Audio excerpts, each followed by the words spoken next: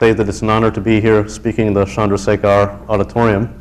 I think I told the people who were at the workshop this story already, but I was a graduate student at the University of Chicago. And during my first year at the University of Chicago, my office was actually just 2 doors down from Chandrasekhar's office. And by the time I arrived in graduate school, he was already retired. He was coming into work every day, but he wasn't working with graduate students, and so I didn't work with him. But I did talk with him now and then. And he was the inspiration for everything that went down at the University of Chicago in theoretical astrophysics. I think he was probably the greatest theoretical astrophysicist of the 20th century, so having him down the hall from you actually provides some motivation and also sets a pretty high bar. I'm going to talk today about a subject that's now about 5 years old. It's actually it's based on a paper that I wrote with a student and a collaborator a few years ago. And although it's a few years old, I thought I'd talk about it tonight because it makes for a nice public lecture. It's kind of interesting, and I think it will hopefully be understandable to the broad audience. So before I begin, I'm curious to know how many people in the audience are not astronomers or physicists?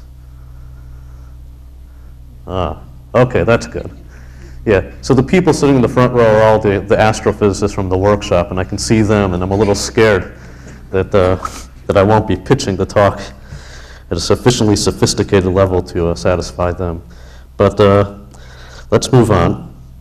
So the title of the talk is Weird Gravity, Phantom Energy, and the Big Rip. This is a talk about 2 subjects. This is a talk about gravity, our theory of gravity, why it may be incorrect, what might need to be done to fix it, some possibilities, and it's also a talk about the universe, the expansion of the universe, where it came from, and in particular, where it might wind up. So it's turned out that in the 20th century, towards the end of the 20th century and towards the beginning of the 21st century, we've come to realize that it is difficult to discuss the theory of gravity. You all know about gravity. That is gravity. Why things attract. Believe it or not, it seems unusual, but it turns out that our theory of gravity, our understanding of gravity, is intimately intertwined and connected with our understanding of the origin and expansion and ultimate fate of the universe. So here are the collaborators. This is Robert Caldwell. Robert is a longtime friend of mine, a longtime collaborator. He's a professor at Dartmouth College. And the other collaborator was Nevin Weinberg, who was at the time a graduate student at Caltech. He's now a postdoc at the University of California, Berkeley. Interestingly enough, he has changed fields. He's no longer working in cosmology. He's studying the physics of compact objects, white dwarfs, neutron stars, supernovae, things like that. Also in the picture, interesting enough, is Asanta Kure, who is one of the co-organizers of this particular workshop. So this is a talk about laws, and in particular physical laws. So there are many lawyers in the United States, and I know there are also lawyers here. I was just taking an auto rickshaw back from downtown, and I passed the courthouse, and I saw many attorneys walking around there.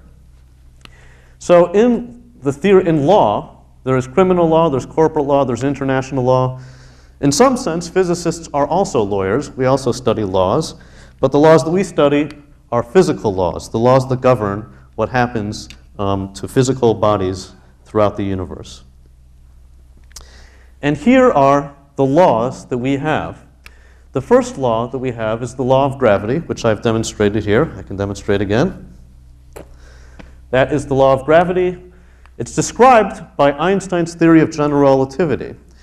In the simplest manifestation, it's actually described by Newton's law. Newton's law, which is what you all learn in high school, says that if you have any 2 massive bodies, there is a force between those 2 massive bodies that's attractive. So any 2 massive bodies are accelerated towards one another due to the action of gravity. Gravity is what keeps us on this Earth.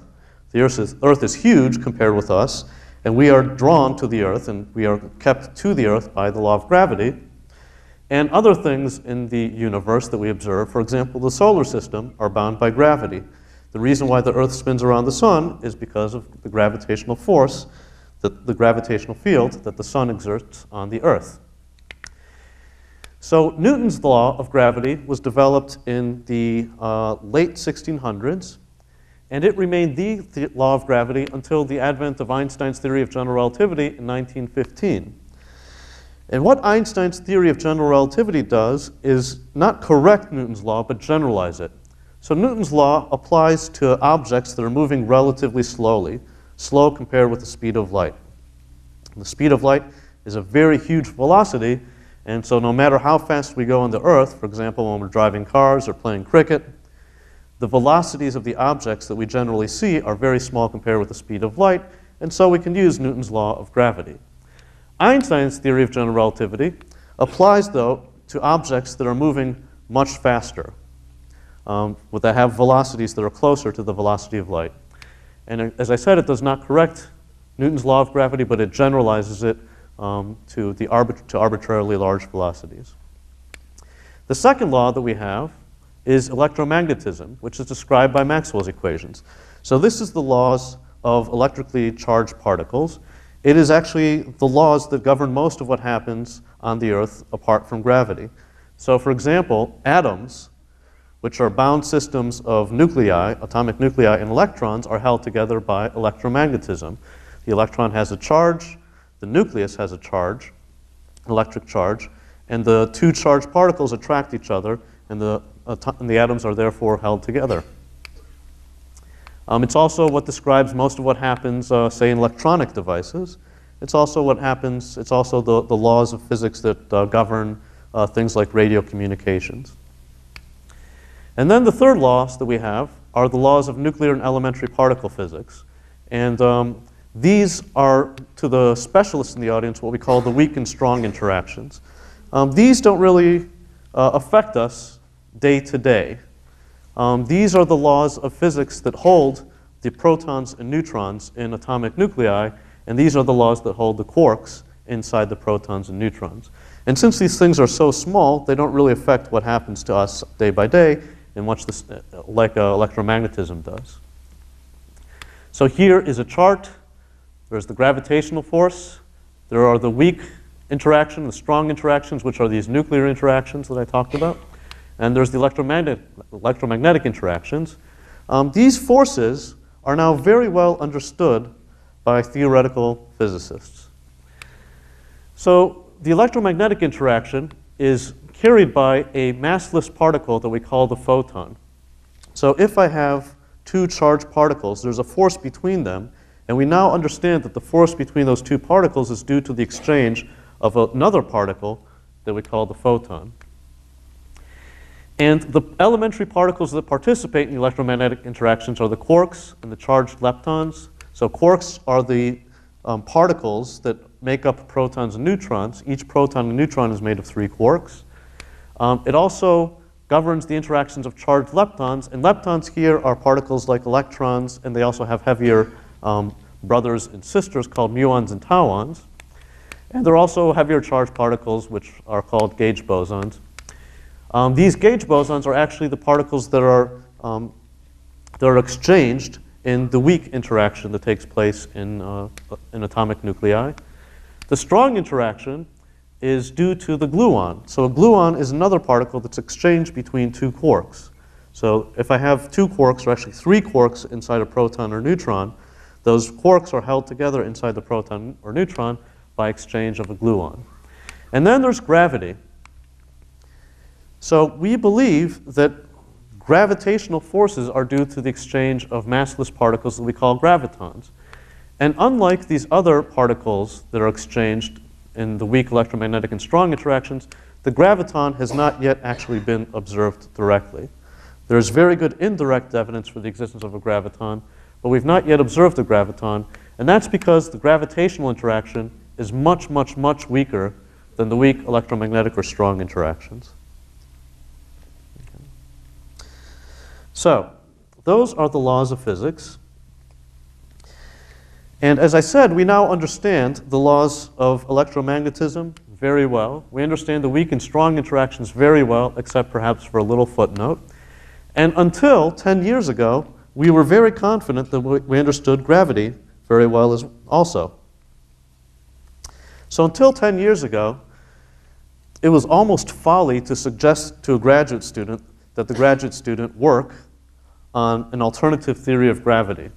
General relativity, which was developed in 1915, explained very, very well absolutely every single observation that was ever made that might test or involve gravity. So that was true until 1998.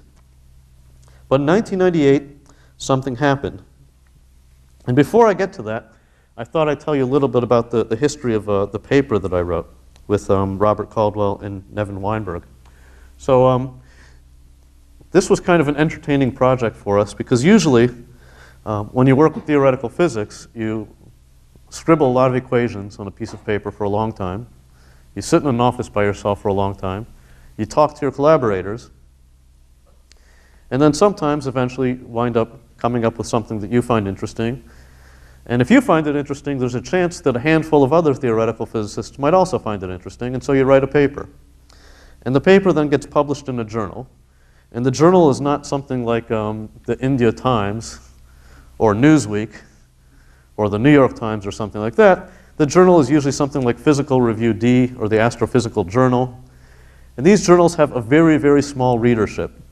And so it's actually kind of surprising and entertaining to find out one day that when you wake up in the morning, a major American newspaper, the Los Angeles Times, has actually written an editorial about the paper that you wrote.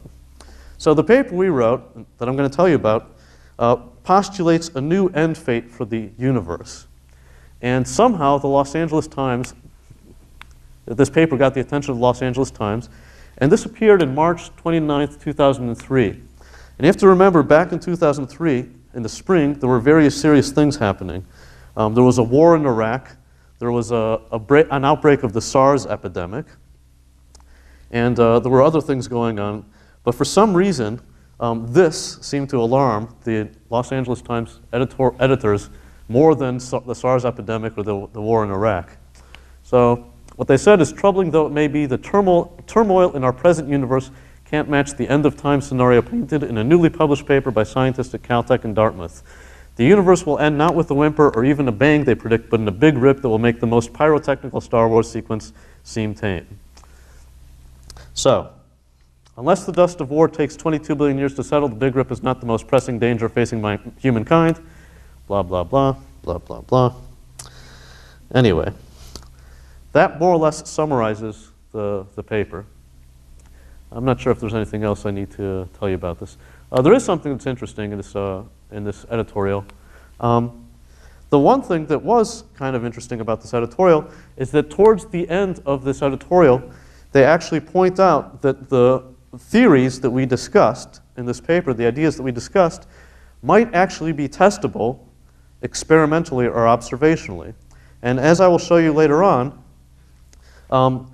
the National Aeronautics and Space Administration, NASA, is considering a satellite experiment, very expensive satellite experiment, to test some of the ideas that are discussed here and that other theorists are discussing about the end of the universe. And the Los Angeles Times actually feels, or expressed in this article, or this editorial, that they believe that this is something that's worth pursuing. So we were encouraged to know that the Los Angeles Times editors are supporters of scientific research. So this is what they say here. Astronomers' best bet for figuring out who's right is a supernova acceleration probe, blah, blah, blah. And then they talk about the budget discussions in Washington, D.C. about this satellite experiment. So there was another quotation. Robert Roy Britt, who's a writer for the Science News, called this article that we wrote, "Scientifically, it is just about the most repulsive notion ever conceived." And the other thing that was interesting is that there's a website, I didn't know about this before, called www.fearmongers.com. And every day they just list all the things that you need to worry about. So again, you know, back at this time, they had the Iraq War, they had the SARS epidemic, and then they had the Big Rip. So back to science. So gravity is what holds us on Earth. And gravity is also what holds the planets in the solar system. So there are, I used to think there were 9 planets. Now I understand that it is debated how many planets there are. There are some number of planets, 5, 6, 7, 8, 9, or 10. And these planets orbit around the sun. And the reason they orbit around the sun is because there's a gravitational force exerted by the sun on each of these planets. And so if the sun is in the middle here, these planets experience a force that prevents them from moving along a straight line, and it instead accelerates them so that they move in a roughly circular orbit around the sun. And the law of gravity that describes this is well described by Newton's law. So Newton's law tells us that if there is a massive object like the sun, the force exerted on any object becomes smaller as the object becomes further away. And if that's the case, that means that objects that are very close to the sun should be moving very rapidly around the sun, whereas objects that are further away from the sun should be moving very slowly. And that's indeed what's observed. So that is why Mercury, which is the closest planet, spins around the sun very rapidly, whereas Pluto, which is the most distant planet, takes a very long time to move around the sun. And what's nice about this system is that this very simple law that Newton developed describes very precisely the orbits of these planets and how long it takes them to make it around the sun. It turns out that our star, the sun, is only one of billions of stars in the universe. Sorry, in the Milky Way galaxy. So to us, the sun is special because it is the closest star and it's the one that provides light and energy for us. But in fact, in the big picture, it is nothing special. We now know that the sun is one of roughly 10 billion stars that are gravitationally bound in a system that we call a galaxy, and in particular, our galaxy is known as the Milky Way. And this is actually not a picture of the Milky Way. It's difficult to take a picture of the Milky Way because you have to go very far away. We can't get that far. This is a picture of another spiral galaxy that probably looks more or less like our galaxy would look like if we could fly at a large distance away from our galaxy and take a picture of it. And so you see that the galaxy is composed of billions of stars, so many that they can't even, that they sort of smudge into each other and show up as clouds. So there are about 10 billion stars in the galaxy, and it turns out that the stars in the galaxy, each of the stars in the galaxy spins around the center of the galaxy in a roughly circular orbit in much the same way that each planet in the solar system spins around the sun. And again, Newton's law of gravity does a pretty good job at explaining what goes on here. So, for example, if I look at, say, this star over here, or this clump of stars over here, this clump of stars is spinning around the galaxy, and the velocity, the speed at which this thing spins around the galaxy, is determined by the total mass of the galaxy, as well as the distance of this particular star or clump of stars from the center of the galaxy. And just as you would expect from Newton's law, the more distant stars generally spin around, take a longer time to spin around than the ones at the center, and everything, it turns out, is in accord with Newton's law. It's a little more complicated a system than the sun, because the sun is just round and occupies one point, whereas this thing is composed of a complex series of stars with very strange positions. But it turns out that Newton's law seems to describe what's going on here. Now, it turns out that the Milky Way galaxy, the galaxy that we live in, is not the only galaxy in the universe. And again, it is a special galaxy to us because it is the galaxy that we call home, but in fact, there's nothing at all special about the Milky Way galaxy, and it is, in fact, one of billions of galaxies in the observable universe. So this was discovered in the early part of the 20th century, sort of around 1920s. In the 1920s, there were telescopes that were sufficiently powerful to be able to see outside of our own galaxies. And they started to see little smudges showing up in these images of the deep of the sky. And those smudges, actually these smudges were discovered even earlier. The Magellanic Clouds were discovered by Magellan on his voyage around the Earth. But it turns out that the Magellanic Clouds are not the only smudges out there. There are billions of other smudges. And at first it was thought that these might just be clouds of stars within our own galaxy or near our own galaxy. But we now know that there are billions of galaxies that look more or less like our own, and ours is nothing special. And we know that in the solar system, there's a massive object at the center of the sun, and objects spin around it in a circular orbit. The sun is nothing special. It is actually one of billions of stars in the Milky Way. And the Milky Way, the stars in the Milky Way all spin around the center of the Milky Way. It now turns out that there's an additional step in the hierarchy, and our galaxy is nothing special. It is one of billions of galaxies. And it is natural to surmise at this point that all of these galaxies spin around each other in the same way that the Earth spins around the sun and the sun spins around the center of the Milky Way. It turns out, though, that when we get to the scale of galaxies, the hierarchy breaks down. And these galaxies do not, in fact, spin around each other, but instead their motion is quite different. This was discovered by Hubble in roughly 1929, I think. And what he found is that every galaxy that we see in the universe is moving away from us.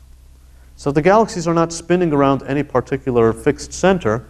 Every galaxy that we see in the universe is moving away from us. So that's what I've attempted to draw with these arrows.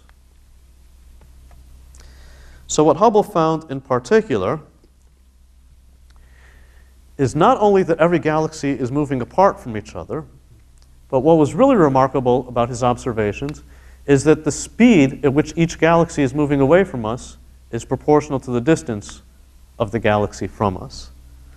So a galaxy that's relatively nearby is moving away from us at a small velocity, and a galaxy that's further away is moving away at a larger velocity.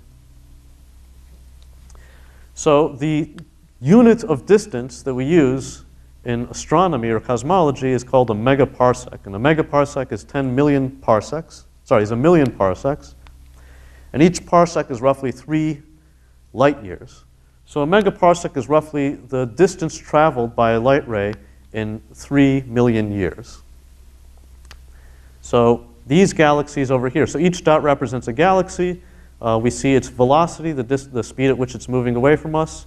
And these units here are kilometers per second, 500 kilometers per second for a galaxy moving away at a distance of 1 megaparsec. So a galaxy that's about 3 million light years away from us is moving away with a velocity of, say, 500 kilometers per second, according to this plot. And one about 2 megaparsecs away is moving away with a velocity of roughly 1,000 megaparsecs. So the more distant galaxies are speeding away from us at larger velocities than the nearest ones. The nearest ones are moving away from us, but at relatively small speeds. And this is actually a very outdated plot. This is actually from his original 1929 paper, and I'll show you what an update looks like momentarily. Actually. So let me make a few more remarks about this discovery. So Hubble's discovery that every galaxy that we see is moving away from us implies, if we use the Copernican principle, that any 2 galaxies in the universe are moving apart from each other. So if we see that every galaxy is moving away from us, and then we apply the Copernican principle, and the Copernican principle says that we do not occupy a special place in the universe. If we see that every galaxy is moving away from us, and we do not occupy a special position in the universe, then every other galaxy, for example this galaxy, would also see the same thing, that every galaxy is moving away from it with a velocity that's proportional to the distance. And from that, we infer that any 2 galaxies in the universe are moving apart from each other, and the relative speed at which any 2 galaxies are moving away from each other is proportional to the distance. And this picture can then be described within the context of general relativity as an expanding universe. The picture that we infer from these observations, in particular from this observation, the picture that we infer from this observation is that the universe, the entire universe is expanding. Any 2 galaxies in the universe are moving away from each other, and the entire structure of space is expanding. So this was the discovery in 1929, and then in 1998, there was a new discovery that was quite revolutionary in the world of physics and cosmology and has dominated a large fraction of research in cosmology and physics since then. And the discovery is that not only is the universe expanding, not only are every two galaxies moving apart with some velocity, but the relative velocity between any two galaxies is increasing with time. So in particular, so for example, if we are looking at this galaxy, we see that this galaxy is moving away from us with some velocity, but we see not only that it's moving away from us with some velocity, but we see that the velocity at which this galaxy is moving away from us is increasing with time. So this is what was discovered in 1998. I don't know if this picture can describe it very well, but it should, in principle. This is actually the real data that was published by the collaboration in 1998. There were actually two collaborations that discovered this simultaneously. If it was just one group, we might have had some doubts, but there were two independent teams that arrived at the same, that were competing against each other and arrived at the same conclusion independently at roughly the same time. And so this result was a little more convincing than it would have been otherwise. And a huge number of observations, a variety of different techniques that have been applied to this problem since 1998 confirm what these people found originally in 1998. So this is the same Hubble plot as the one as I showed you before, but it's been updated. So back in the old days, there was a lot of scatter, and it's not clear that this line really went through all of the data. But today, the observations really fall very tightly along this line and verify further this discovery that Hubble made. This is a little strange because back here, I was plotting speed as a function of distance. Something happened in the intervening 70 years that made astronomers change the plot to put the distance over here and the velocity or the speed over here. And what you see is that the distance is indeed proportional to the velocity. So more distant objects are moving away from us at a larger speed. But what this plot is supposed to show, what the data show, although it's not necessarily clear by eye, but a detailed analysis shows that the more distant galaxies are actually moving away with a velocity that's less than what we would expect from the straight, by extrapolating the straight line. And that deviation from a straight line suggests that the velocities are changing with time. So let me explain to you why this is very, very strange. And the real problem is exactly what I'm explaining here. And I should say that there are, despite 10 years of effort, still no good theoretical explanations for this acceleration. I'll tell you a few explanations, but they're not necessarily good explanations. So, suppose we stand on the face of the Earth, and suppose we throw a cricket ball in the air. This was a baseball. Baseball is a game that we have in our country that's a lot like cricket. So cricket has very many complicated rules, none of which I understand. And baseball also has a number of very complicated rules, none of which I understand. So, but I do know that they both involve a ball. So suppose I have a cricket ball, and I throw it in the air. And I can throw it as hard as I want. If I have a professional pitcher can throw a ball at about 100 miles per hour. So, if I throw a ball in the air, what happens is the ball is launched with a very large velocity, but since the Earth's gravitational field is attractive, the velocity decreases as the ball goes away from the Earth. Because no matter how far the ball is away from the Earth, the Earth exerts a gravitational field that decreases the velocity of the ball relative to the Earth. Although the velocity is, say, positive, initially in the up direction, it gets decreased to at least to some point where it becomes zero relative to the Earth, and then it becomes decreased further and becomes negative, and then returns to the Earth. So there's a very large velocity here. The velocity decreases, it decreases to zero, and then it becomes negative, and then the ball returns to the Earth.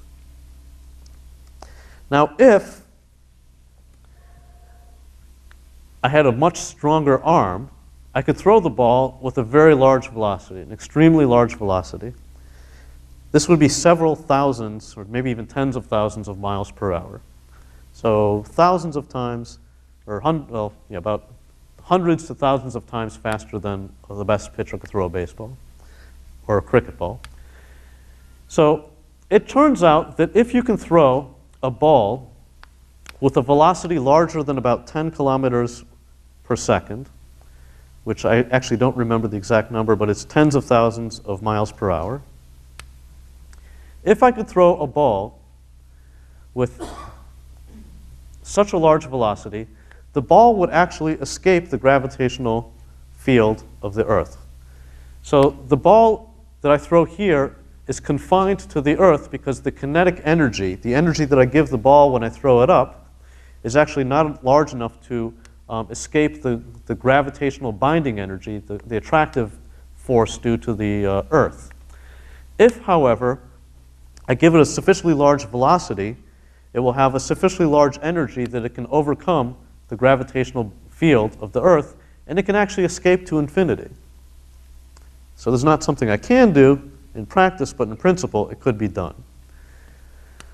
So suppose I were to do that. I would throw the ball from the Earth with an extremely large velocity, but even if the velocity was extremely large, and even if this ball were able to escape to infinity, the Earth's gravitational field is always still attractive. So if I launch the ball with a very large velocity, it will continue along this trajectory, but its velocity will always decrease because it always experiences the gravitational attraction of the Earth. And so even if it does escape to infinity, even if it does escape from the gravitational field of the Earth, it will always be moving slower at large distances than over here. And as it goes to even larger distances, its velocity will become even smaller and smaller. So gravity, as we know it, as we've always thought it should be, from Newton's laws to general relativity to every experience that we've ever had on Earth or in the solar system, is that gravity is attractive. The relative speeds between any two objects should always be decreasing. But what we see instead is that the expansion rate is accelerating. What we actually see is that all two galaxies are not only moving apart from each other, but they're moving apart from each other with a velocity that's increasing with time. So what this is analogous to is the following. Suppose I were to throw a ball away from the Earth, and as I did so, as the ball escaped from the Earth, it actually started to accelerate. Its velocity increased. That's just counter to every intuition that we have about gravity. But that's actually what's happening when we take objects that are as distant as galaxies. So in some sense, it appears that the gravitational force between two galaxies, any two galaxies, is actually negative, that there's an anti-gravitational force. There's something in the universe that's driving these galaxies apart. Everything we know about gravity, from Newton's law to general relativity, suggests that gravity should be holding these galaxies together. Even if they're flying apart today, we have always expected that even if they're flying apart today, they should be flying apart with a velocity that decreases with time. Gravity is an attractive force, so the relative velocity between any two galaxies should be decreasing with time. What we see, though, is that they are increasing with time. Something is going on so that when we get objects that are as distant from each other as galaxies, millions of light years away from each other, those galaxies are actually anti-gravitating. They're repelling each other almost. So we actually, as I said, have no idea why this is going on. We don't have a good theory that explains why gravity becomes repulsive rather than attractive when we take objects that have very large separations. But there is a class of theories or ideas that have been postulated. None of them are necessarily good ideas, but they're at least working models that we've come to they're at least working models that have been developed that we've come to work with. So, the simplest postulate is something called a cosmological constant.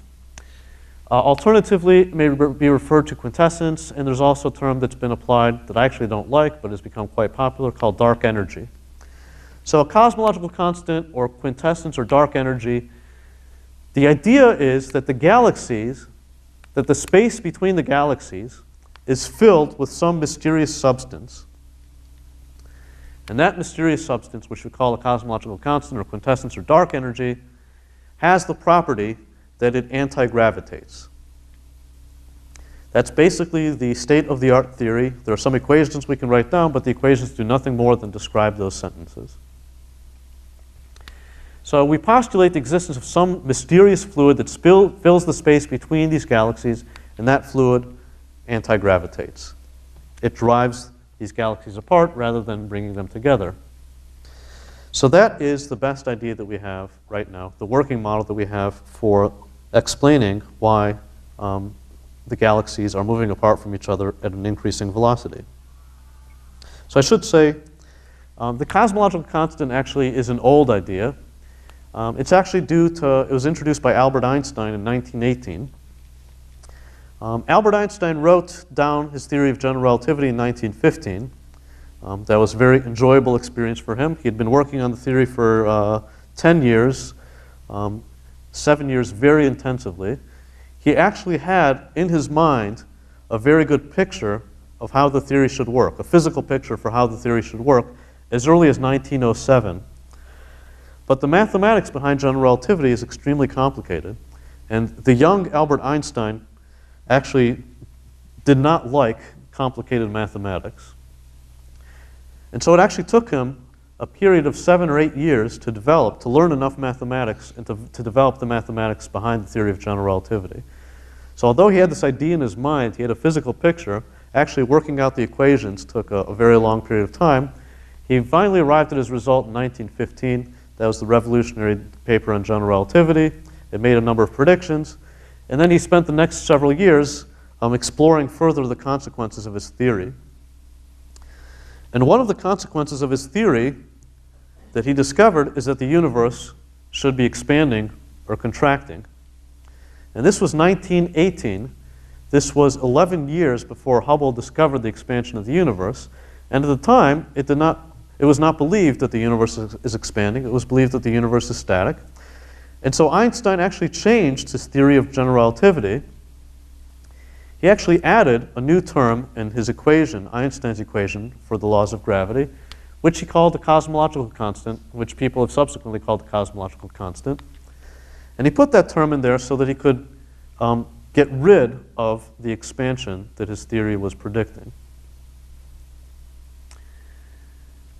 I don't know if I can explain it clearly, but in some sense you can see how a cosmological constant would work. The basic idea that Einstein had is that every pair of galaxies is attracting each other according to the standard theory. So every two galaxies is drawn to each other according to the standard theory. But if we put this cosmological constant in, if we postulate this fluid in between space, we postulate that this is anti-gravitating. If you put in just enough anti-gravitating stuff, then the anti-gravitating stuff, the repulsive force, can balance precisely the attractive force. And so Einstein introduced this cosmological constant to balance the attractive force of gravity so that the universe would remain static as he believed it to be. 11 years later, Edwin Hubble showed him this data, which demonstrated the universe was expanding. And at that point, Einstein was said to have, it is said that Einstein claimed that the cosmological constant was his worst blunder. So this is one of the famous stories about Albert Einstein, that the cosmological constant he called his worst blunder. It turns out that at Caltech now houses the Einstein Papers Project, which is essentially a research institute devoted to studying the life and science of Albert Einstein. And I happen to know the director of the project, and she told me that there's actually no direct evidence that Albert Einstein ever said that this was his worst blunder. This is one of the most popular stories that physicists love to tell each other. They love to tell each other that Albert Einstein called the cosmological constant his worst blunder. But apparently the story is traced back to George Gamow. George Gamow was a theoretical physicist who worked in nuclear forces. He also worked on early theories of the Big Bang. And according to my friend from the Einstein Papers Project, the story about Einstein, the story that Einstein called this his greatest blunder has been traced back to Gamow. And apparently gamma had a reputation for making lots of things up. So it's not really clear whether Einstein ever actually called this his greatest blunder or not, but it's commonly referred to as his greatest blunder. So it was referred to as his greatest blunder because when Hubble showed him the data that the universe was expanding, he realized he didn't need this cosmological constant. It turns out, though, that maybe Albert Einstein was vindicated, because as of 1998, and since then, we now believe that the expansion is accelerating, and if so, it might require the introduction of this cosmological constant that Einstein discussed back in 1918. So, if this anti-gravitating stuff, this cosmological constant or quintessence or dark energy, fills the entire universe, then it should also fill the space that lies between the Earth and the Sun in the solar system. So if that's the case, then there is some mass in the Sun that's the regular, ordinary gravitating mass. But in between the Earth and the Sun, there's also going to be some of this anti-gravitating fluid. And what that means is that this anti-gravitating fluid, in some sense, has a negative mass. It acts as a repulsive force, and it will cancel partially the attractive force due to the Sun. So in the solar system, the gravitational force that keeps the Earth moving around the Sun is actually going to be slightly weaker if there's a cosmological constant than we usually believe. It turns out, though, that quantitatively, the magnitude of this cosmological constant is so small that it's not going to really affect anything at all. In principle, the effect is there, but it is so tiny that there's no way we would ever be able to see with any experiments that we can do in the solar system. So Einstein's cosmological constant is an anti-gravitating material that always anti-gravitates with the same strength. In some of these alternatives, like quintessence or dark energy, we have this anti-gravitating fluid, but the strength of the anti-gravitating fluid actually decreases with time. So, with Einstein's cosmological constant, the strength of the anti-gravitating stuff is very small today, and it will always remain very small, but of the same magnitude. If there is quintessence or dark energy, then the magnitude of this anti-gravitating stuff in the solar system will actually decrease with time.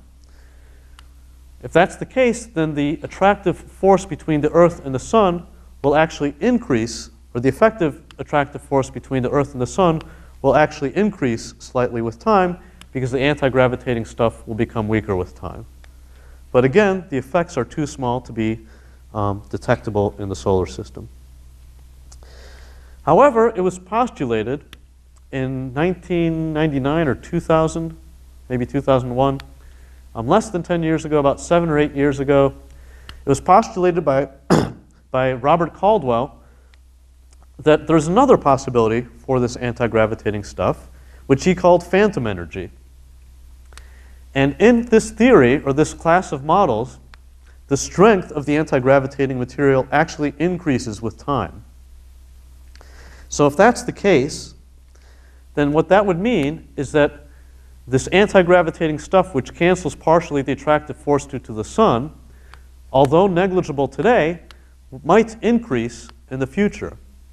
And if it were to increase in the future, that means that the attractive force due to the Sun would actually decrease with time, because there would be more anti-gravitating stuff, and the repulsiveness of the anti-gravitating stuff would increase in such a way that the orbit of the Earth would grow with time, because there will be less force, gravitational force, holding the Earth into the Sun.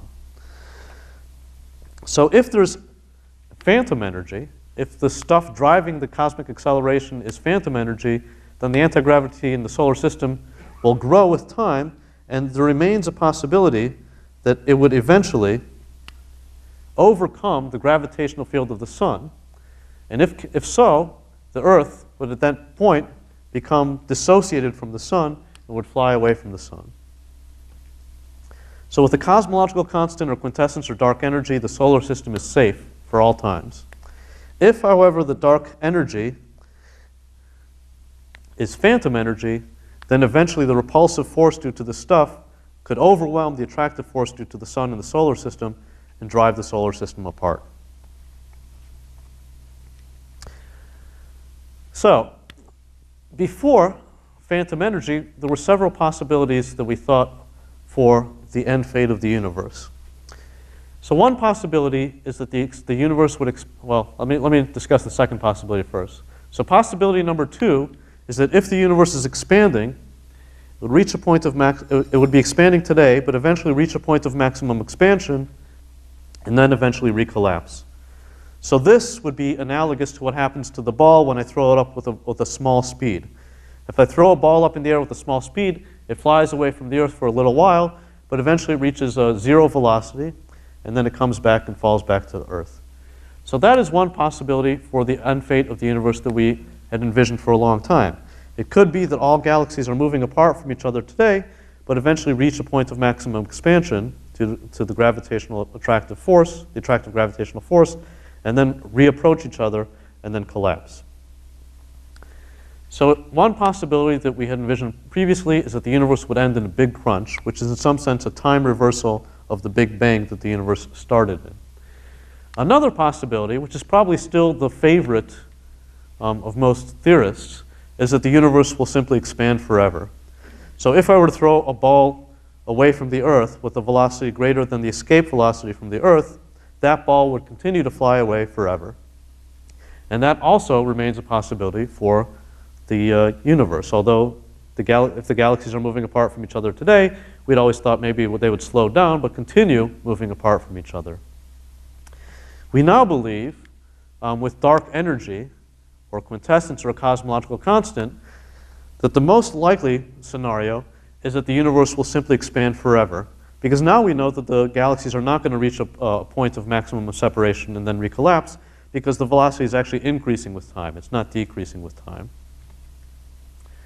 But if there is phantom energy, if the anti-gravitating stuff that's driving the acceleration of the expansion is phantom energy, then there's a third possibility. And the third possibility is that the acceleration between any two galaxies will increase. And this is referred to sometimes as superacceleration. The acceleration itself is increasing with time. And a possibility with phantom energy is that the universe will actually expand to infinite size in finite time.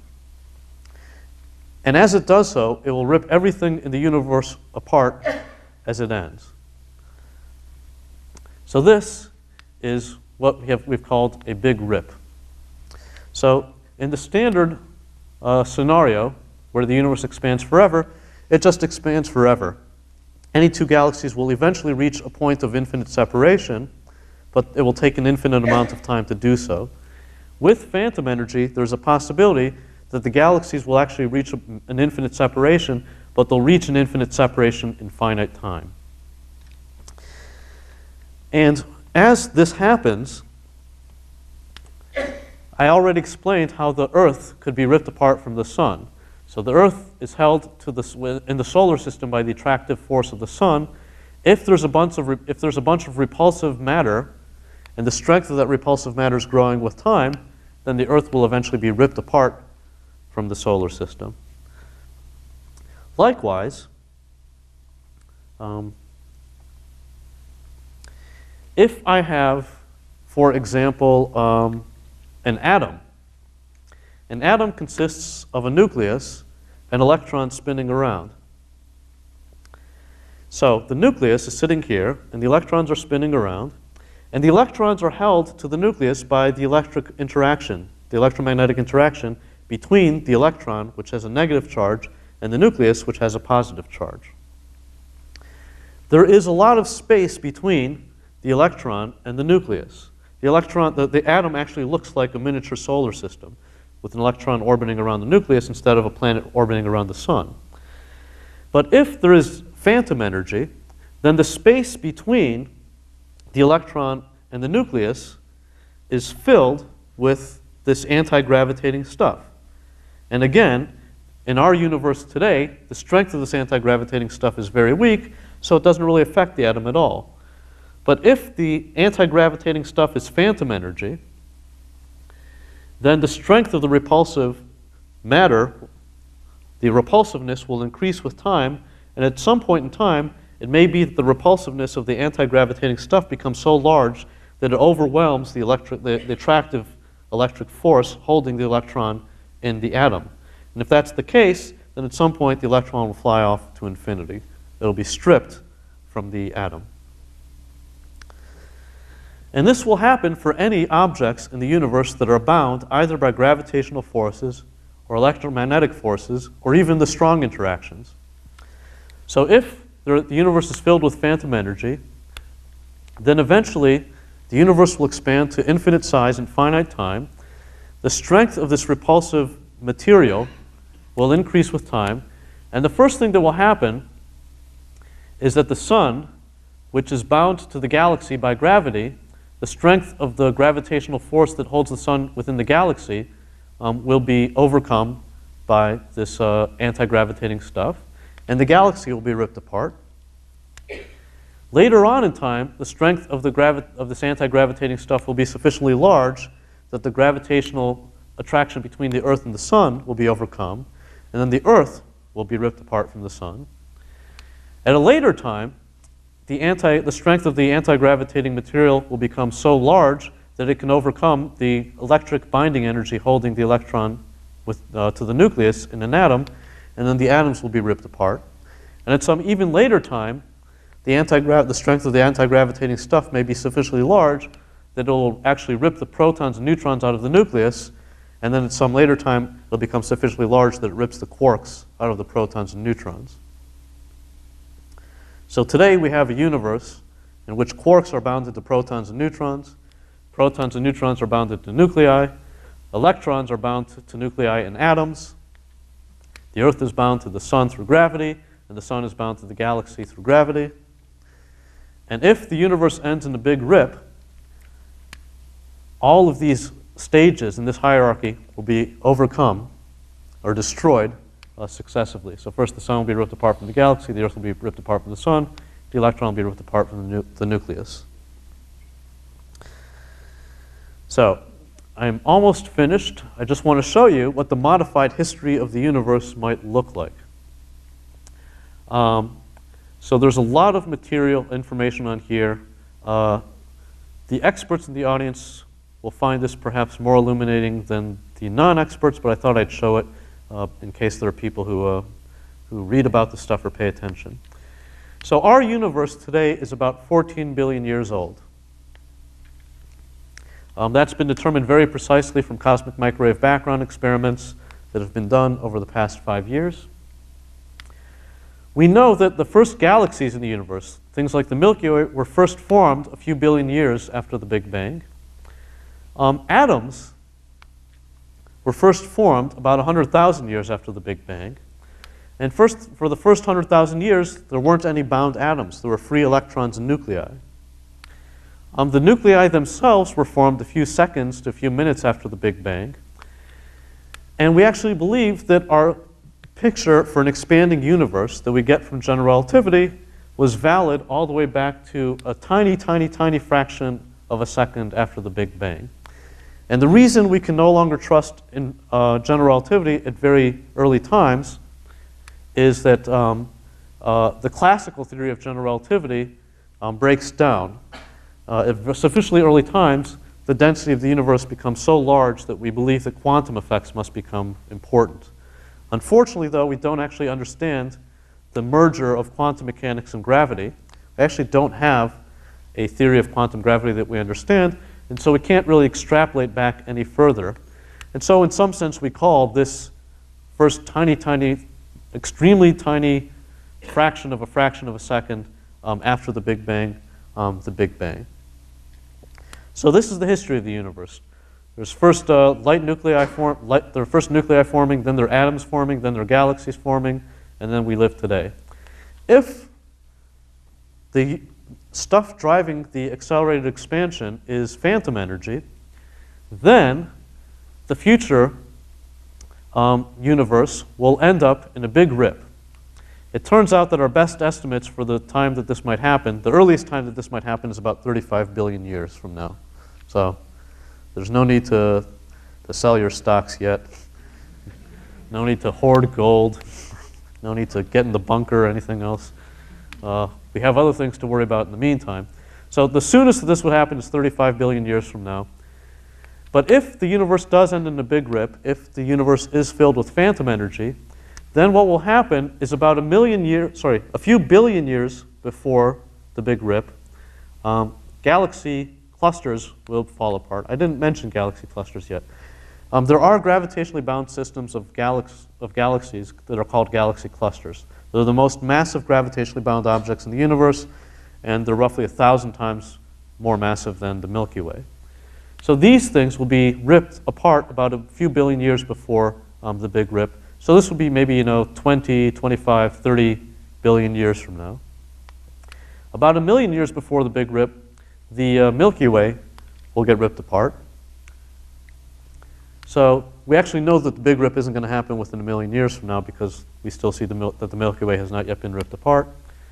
A few months before the big rip, the solar system would be destroyed. So if one of these days we were to find that the Earth started flying away from the sun, we would know that we'd have only a few more months left before the end of time. So we should be paying attention. About 30 minutes before the big rip, the Earth itself would actually be ripped apart. The Earth is actually held together by gravitational interactions, by gravitational forces, and if the repulsive dark energy becomes so strong, sufficiently strong, it can rip the Earth apart. And this will happen about 30 minutes before the Earth. We'll still be doing okay at that point, but about a tiny fraction of a second after, we're actually held together not by gravity, we're held together by electromagnetic forces.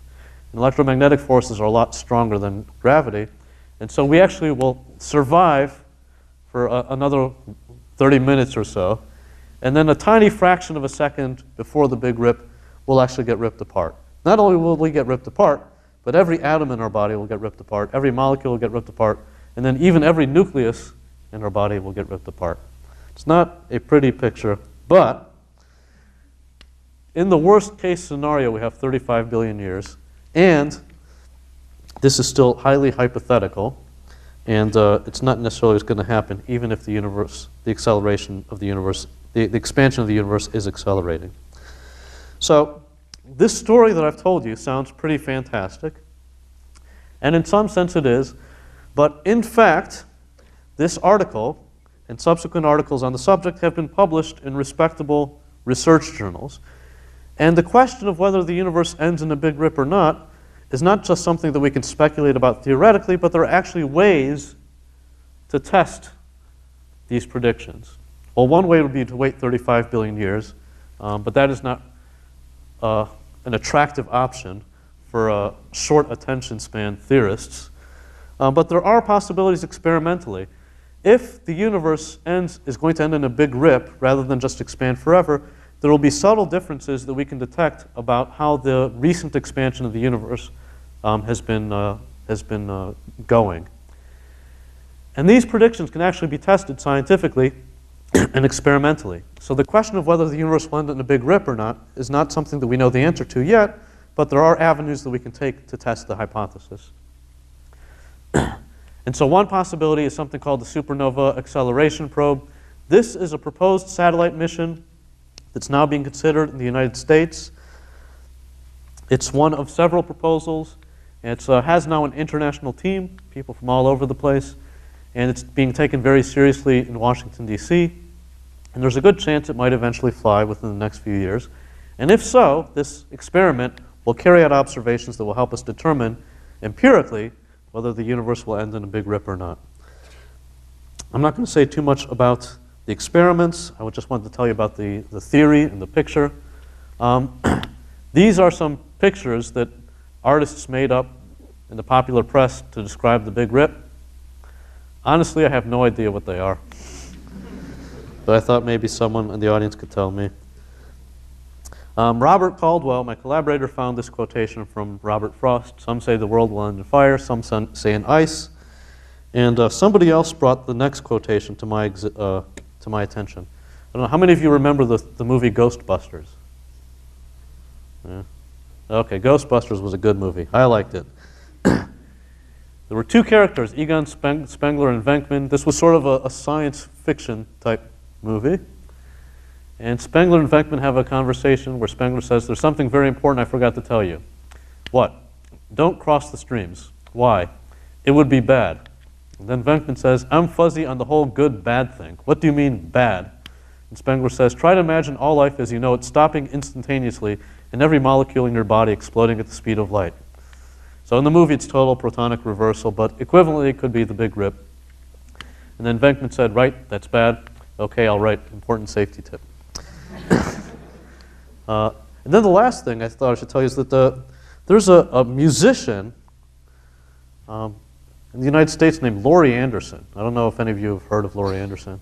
And I haven't been able to find it, but I have heard from several sources that Laurie Anderson actually wrote a song about the Big Rip, and that she had been performing it in concerts in recent years. But I've not actually been able to find a recording. But if I did, I would play it for you. Anyway, that is the extent of my remarks about the expansion of the universe and the theory of general relativity and gravity. And I hope you've enjoyed what I've had to say. Thanks.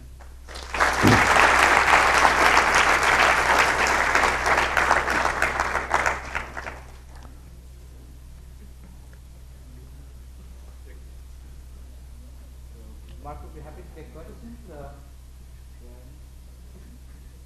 There are no questions? Yeah? Professor,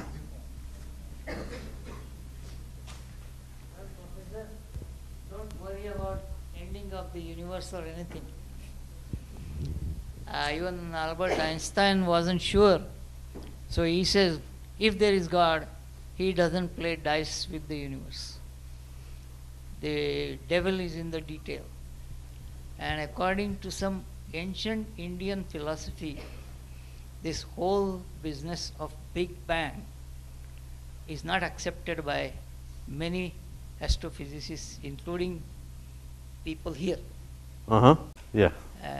So I wonder how we can reconcile your experimental observations and this old theory. Okay, so Narlikar and Hoyle and others, back probably 40 to 50 years ago, postulated the steady state universe. And at the time, it was a very good idea and a very good theory. But there have been a number of observations that have been done since then. And at that time, the theory of cosmology, and in particular observational cosmology, was a very young subject. And there was not much data, and certainly not much precise data. And what's happened since then, in particular the past 10 to 15 years, is that there's been a huge number of observations and a huge explosion in the amount of data that we have about the universe. And all of the data that's come in since then supports the Big Bang and the expanding universe. And so I believe most of my colleagues, believe very deeply that the Big Bang and expanding universe is the best explanation for the data that we see.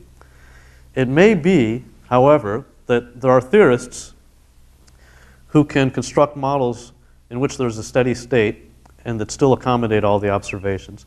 Whether that can be done or not, I don't know, and I cannot disprove it, but I think that the preponderance of the evidence is now supporting very strongly the expanding universe.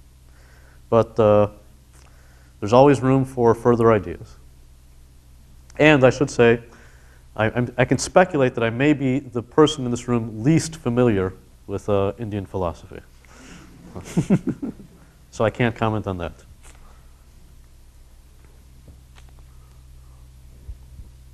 Sir, how do you expect to experimentally measure the effects of this phantom energy?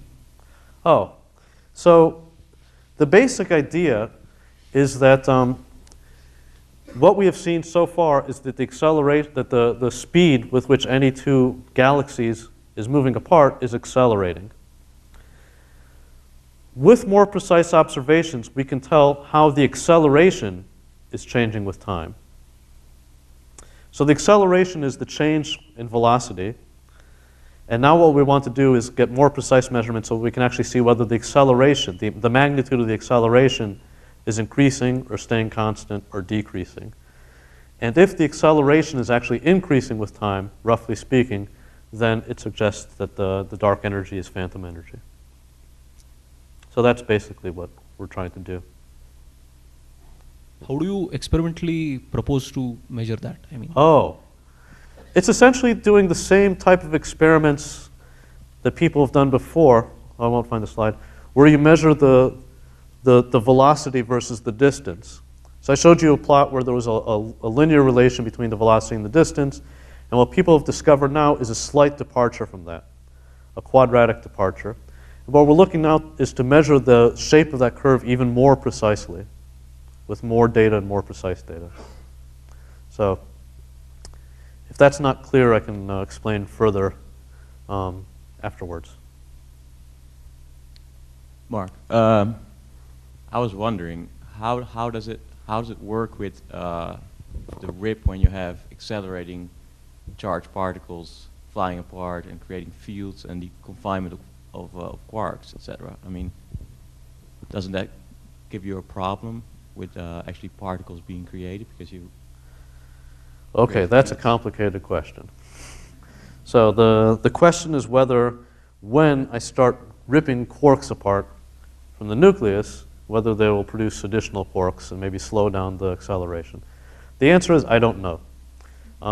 People have written papers where they have, so it is clear that if you try to rip quarks apart, you will produce quarks. It is clear that that will slow the super acceleration. What I don't know, honestly, is whether it's enough to stop the super acceleration or not. And it probably depends on details of the theory that are not yet developed. That probably requires an additional level of sophistication that I, at least, have not gotten to. So. Yeah. Hello, sir. According to quantum theory of gravity, the gravity force is due to the graviton particles. But as you say that the anti-gravity matter, how it made from? Sorry, I can't see who's asking the question. So who's asking the question? Oh, okay, there. Sorry. So ask the question again, please. According to quantum theory, the gravity force is due to the graviton particles. And as you say that there is anti-gravity matter, then how it is made of? Because the graviton particle does not have any anti-particle. Oh, how does anti-gravity fit in with gravitons? Is that the question? Yes, sir. Because gravity is nothing but is the interaction between the interaction of graviton particles. Yeah. So, again, I don't know the answer to that question. So, the existence of gravitons is inferred indirectly. So gravitons are the quanta of a gravitational wave, in much the same way that a photon is the elementary particle that makes up electromagnetic waves. And we've seen the gravitational waves, even though we haven't seen individual gravitons. So we sort of believe that gravitons exist because we've seen large collections of them, even though we haven't seen a single one. And gravitons fit in with the theory of general relativity, which is an attractive force. And it's true that if gravity is if there's anti-gravity, or if there's something like quintessence, it may be that needs to be modified. But again, honestly, that pushes the theory to a level of sophistication beyond one that I can address. And sir, as you say, gravity is always attractive, then what exactly the anti-gravity matter made from? Is there any particle like graviton or something other else? As I said, the state of the art of the theory is simply we postulate some anti-gravitating fluid. And what it's made of, we don't know. There are some speculations in elementary particle theory that it could be the result of something called a Higgs field. So in elementary particle physics, we have different particles, like the photon, the quarks, the leptons. We now know that each of these particles is what we call an excitation of a field. And there are reasons to believe that in addition to the fields that correspond to each of the particles we know, there might be yet an additional field that corresponds to a particle that we have not yet discovered called the Higgs field. If the Higgs field exists, then it is possible that that, or something like it, might be the fluid or the field that drives the accelerated expansion. But honestly, we don't know. And sir, how can you differentiate between ether concept and this gravitational fluid concept? We have to think about it more. We honestly can't do that yet.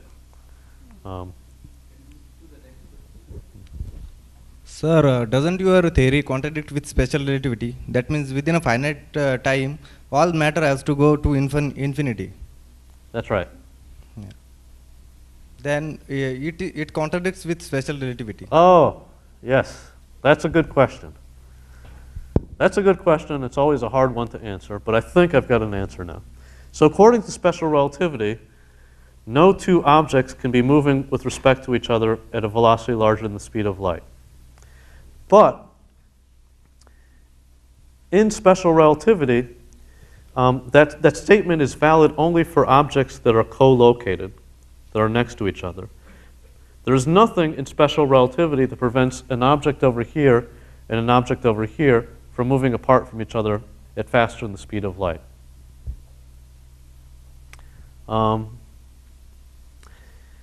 Put another way, in general relativity, which generalizes special relativity, you can only talk about relative velocities between objects. There's only a notion of relative velocities between objects if the objects are at the same point.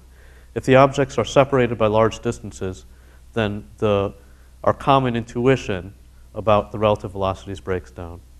So it's a good question, and it is true that no two objects can be moving with respect to each other at the same location faster than the speed of light, but if they're distant, they can. Yeah, and what is the source of this large energy, large anti-gravitating energy? Again, it might be a Higgs field, it might be we honestly don't know. There are all kinds of things that theorists write papers about and all kinds of names that people come up with, but the honest truth is we just don't know. Is there some known phenomenon in which phantom energy gets converted into other forms of energy or mass for that matter? Not that I know of. There have been a few theoretical papers that speculate about that. In principle, it could be done, but the basic theory has not yet been developed to a level that it predicts one way or the other. But it is a possibility. You mentioned that in phantom energy, the anti-gravity increases over time. Would this have any modifications to structure formation in lambda CDMA theories or explain discrepancies we have to? Has anybody worked this out? Yeah, so that's a knowledgeable question. So the question is as follows. We now have a very good picture for the formation of galaxies in the universe and the formation of clusters of galaxies. So we now have very good observations of the distribution of mass in the universe, where the galaxies are, how they're formed. And the theory that we have is very successful. And the question is whether the modification to gravity introduced by phantom energy would change the predictions, the very successful predictions for galaxy formation. And the answer is no. So the answer is that the 35 billion years, when I say that the earliest that happens is 35 billion years, that comes from a constraint on the parameters of the theory, and those constraints come from structure formation. So if the Big Rip were going to be closer than 35 billion years from now, then there would have been there would be inconsistencies. So that's why consistency with structure formation is why it has to be at least 35 billion years from now. Sir, so you said that it will happen in some 35 billion years ago, after 35 billion years. So you expect some force law to obey the force of anti-gravity, let's say. So it has to have a component in time as well as in space? I mean, before it was not too dominant, and after some time it will be dominant. So what nature of the force do we expect? Like, it will be a central force or it won't be a central force? And I mean, what was the nature before this and afterwards? Because you can say that after 35 billion years it will happen, so that you should assume some form of the force. So what is that? Oh, okay. So the 35 billion years comes from an assumption about the force that's essentially the simplest assumption. And in some sense, all we assumed in this calculation is that the acceleration, the magnitude of acceleration, is changing with time in a very simple way. So the change in the acceleration with time is actually constant. That's what we assumed in order to get to 35 billion years. We didn't assume that there's any center. We assumed that it's distributed uniformly throughout the universe, and that's basically it. There's no further structure to the theory beyond that, really. So I don't know if I answered your question, but if not, you can come up afterwards and we can try to figure it out. So if there are no other questions, oh, is there a question? I'm sorry. Yeah, so I'm not a scientist, so I just try to paint a picture. You can imagine, say for example, our solar system, and say imagine we are not able to see sun. We cannot have capability to look at that, but we can look around other planets and the orbit of those planets. Of course, from the one side, not the other side of the sun. And then we start taking observations when everybody is moving around, and we can see only the planets that are ahead of us. So we will exactly see that they are moving away from us. Yes. Right. So you said how that phenomena is different from what you are explaining, that galaxies are moving apart from each other. So the same phenomena will happen, but now we know that though those planets are going away from us now, but at some other point in time, they'll complete the orbit and again come back. And they are never going to collapse or rip or whatever. Okay, are we talking about the planets or the galaxies? See, I am giving the example of planets. Okay. Because just to show that the observations that we can have, the power of the observation, power in our telescopes, etc., is limited, and we are able to look at the limited size of the whole space. Oh, are you saying that? So I'm trying to put an analogy between the solar system, how it is moving. Say, because you started with the analogy, the solar system is also moving around the sun. Then there are other. The whole solar system moves around some center and so on, right? Right. So you're wondering whether the galaxies, even though they seem to be moving away from us today, might be spinning around us or something like that. Right. Spinning around some center and. Yeah, so that doesn't happen. That doesn't happen because all of the galaxies that we see are always moving straight line away from us. So if we're on Earth and we look at Pluto, for example, it may be that Pluto is moving away from us or appears to be moving away from us, but it won't always be moving directly away from us. So it'll sort of be moving in a skewed direction away from us. But the galaxies are actually moving in a straight line, in straight lines away from us. And so it does not appear consistent with a scenario in which they come around our backs and then come back to us. No, but the distances, the distance that we have with Pluto, I think is much, much smaller than the distance between us and some galaxy. Yeah. Right, and the curve may be so less that we are not able to observe that. That's a good point, but there are a variety of reasons why we know that doesn't happen. It's a good question. I don't think there's a simple answer, but there's a really good complicated answer. Okay, thank you. Maybe you can discuss with Marc later after the talk.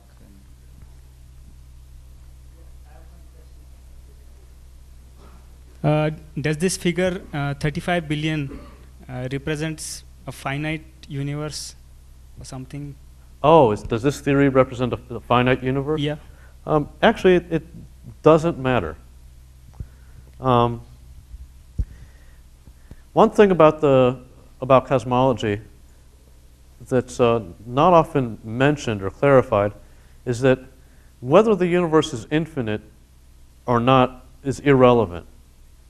The observable universe is finite. The region of the universe that we can see is finite. And the reason is that the universe is only 14 billion years old, and nothing can move faster than the speed, signals cannot move faster than the speed of light, and so we can only see out to a distance of 14 billion light years. So it may be that the universe is infinite in extent, but whether it's infinite or not is not really something that we can determine experimentally. All we can see is that those 14, out to a distance of 14 billion light years. And what happens beyond that is the realm of philosophy, not of science.